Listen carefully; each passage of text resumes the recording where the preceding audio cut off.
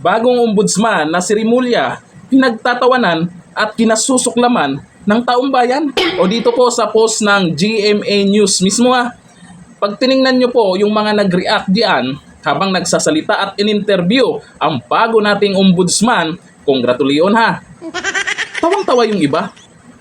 At may mga galit dyan sa video na yan. Bakit kayo nagagalit? Dumaan daw sa tamang proseso ang pagpili sa kanya. At yung mga tawang-tawa, bakit nagpapatawa ba si Rimulya habang ini-interview siya? Ikaw naman kasi, Dunyor. Kung kailangan mo ng suporta ng taong bayan, eto pa ang ginawa mo. Alam mo naman na ayaw ng kapatid mo dyan. Noong September 1 pa lang binuking na po yan ni Senator Amy Marcos na Plan C. May Plan C daw kasi hindi napa-impeach si VP Sara. Ang Plan C ay gawing ombudsman si Rimulya at ipakulong si VP Sara. Ito yung video. Ipipilit nila na si Boying maging ombudsman para ipakulong si VP Inday Sara bago mag-2027 at hindi lang si Inday Sara kundi lahat ng mga Duterte, kaalyado ng mga Duterte, baka pati ako. Yan ay sa gitna ng paghihirap ng mga Pilipinong binabaha ng tubig, ng korupsyon at ng kawalang aksyon. Kaya ngayon, hindi na nakakagulat. September pa lang, alam na natin na yun yung plano nila. Tingnan nyo, agad-agad, VP Sara. Mananahimik na lang ba ang taong bayan? Sa tingin nyo, magiging patas ba ang batas ngayon dyan? Ay, teka, bendalo ni Erwin Tulfo. May nag-agree doon. Yung mga nagsasabi dyan, kawawa ang Pilipinas. Paano naging kawawa?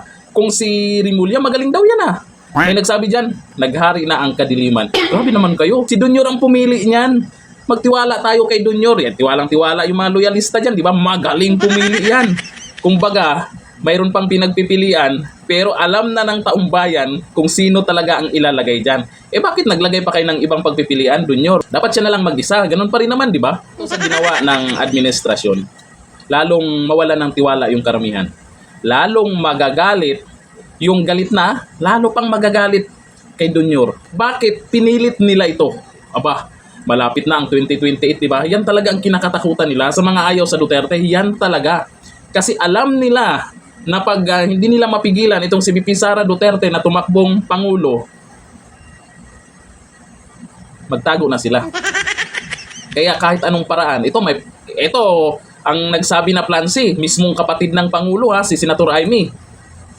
Kaya nung sinasabing pipili na daw, may pagpipilian. Nako, pili-pili pa daw.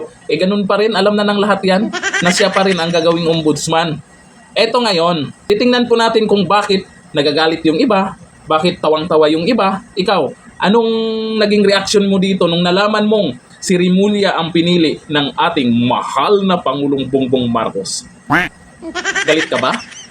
Natatawa ka ba? O dito sa mga nag-comment, sabi ni RGBD Roscat, naloko na, finish na. Ito sa tingin ko ay natawa ito kasi may tawa siyang emoji. Ito sabi ni Nazario Obios Perez, kalokohan yan.